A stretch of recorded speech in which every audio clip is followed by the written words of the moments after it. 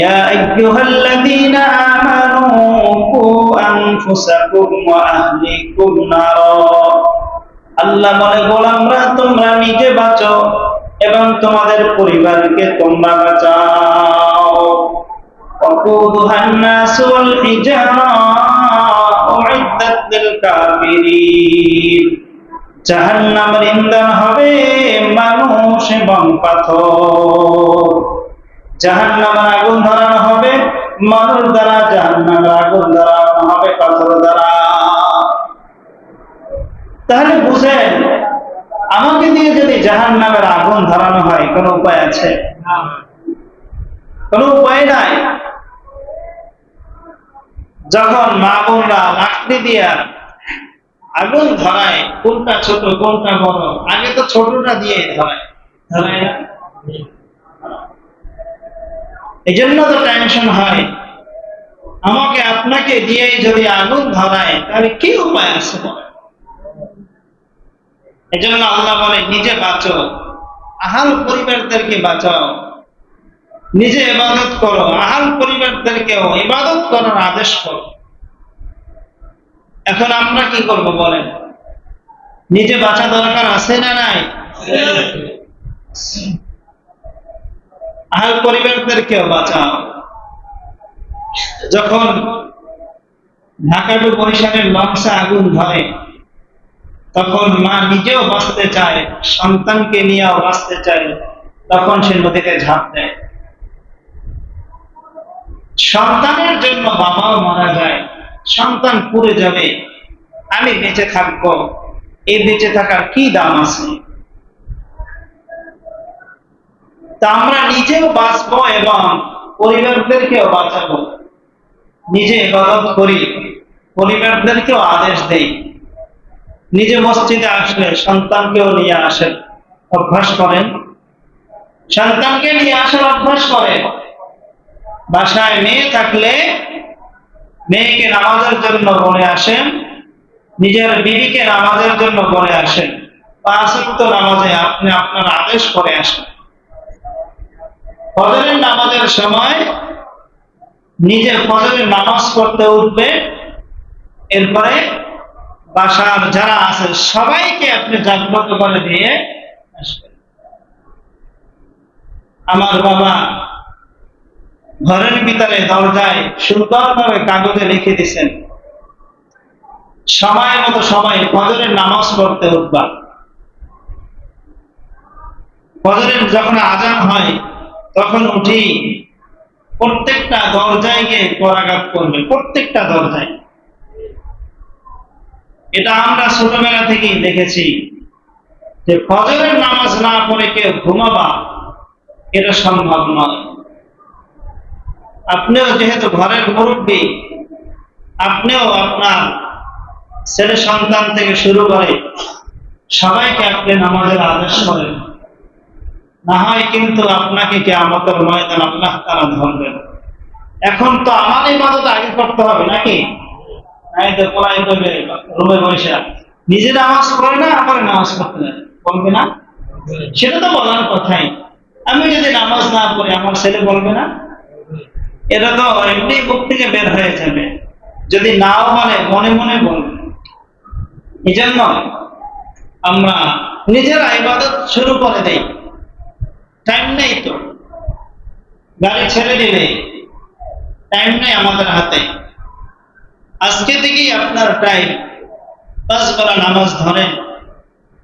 যারা 50 বছর ধরে ফজরের নামাজ পড়ে না, যারা 50 বছর ধরে ফজরের নামাজ পড়ে, সবাই তো সময় যায় না? যার বয়স 50 বছর, সে যদি 50 বছর মসজিদে আইসা তাকবীর উলার সহিত নামাজ পড়ে, তার তো সময় গেছে না? সে না খেয়ে মারা গেছে। আর যে ফজরের নামাজ পড়ে নাই, তাকবীর উলার সাথে পড়ে নাই, এমনিও পড়ে নাই, সে কি দুনিয়াতে অনেক ভালো আছে? সে ভালো খাইতে পারে, ভালো করতে পারে, কিন্তু সে তাকবীরে উলা ওই ব্যক্তির মতো ভালো নেই।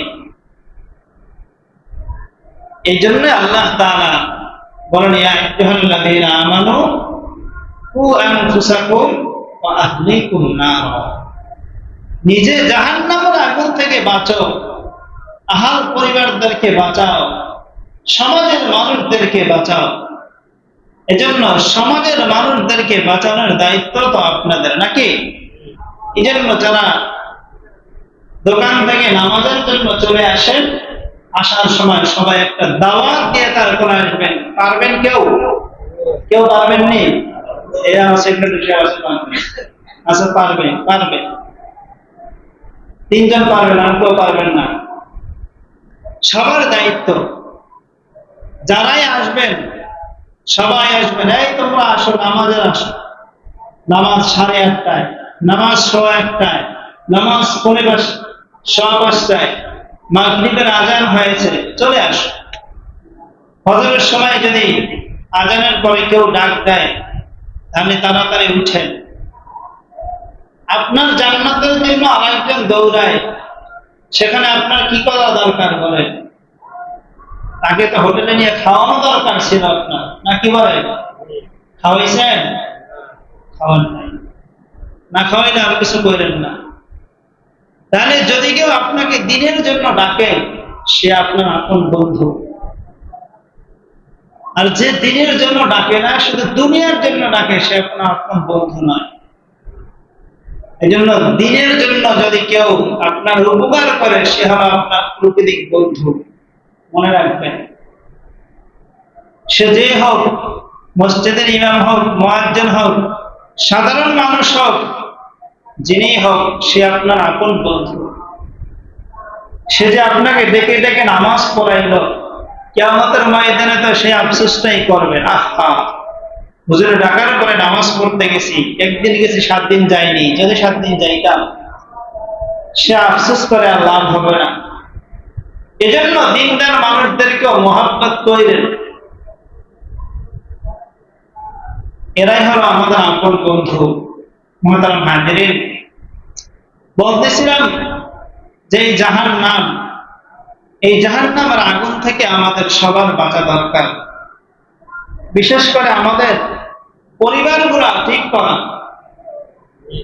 পরিবারগুলা ঠিক করা। পরিবার যতদিন ঠিক না হবে, সমাজ ততদিন ঠিক হবে না। ঠিক হবে? কোনোদিন ঠিক হবে না। এই জন্য শুরুতে, সবকিছু শুরুতে, শেষে গিয়ে কিছু পারবেন না।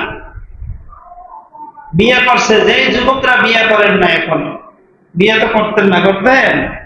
ওই যে পিছনে হাসতেছে, বিয়ে করবে না তারা। বিয়ে করার শুরুতেই বউরা সুন্দর করে নামাজ রোজা শিখাইয়া, কথা বুঝছেন যুবক ভাইরা? আগে ভাগে শিখাইয়া, নাহলে পরবর্তীতে আর কাজ হবে না, কাজ হবে না। যত নসিহত করেন, যত যাই কিছু করেন, শুরুতেই কিছু করতে হয়। সন্তানকে শুরুতেই মানুষ বানাইতে হয়, শুরুতেই কিছু শিক্ষা দিতে হয়। বড় হয়ে গেলে কাজ হয় না, হয় অনেক সমস্যা হয়। এই জন্য জীবনের শুরুতেই আমাকে পরিবর্তন নিয়ে আসতে হবে। আল্লাহ আমাদের সবাইকে তৌফিক দান করুন।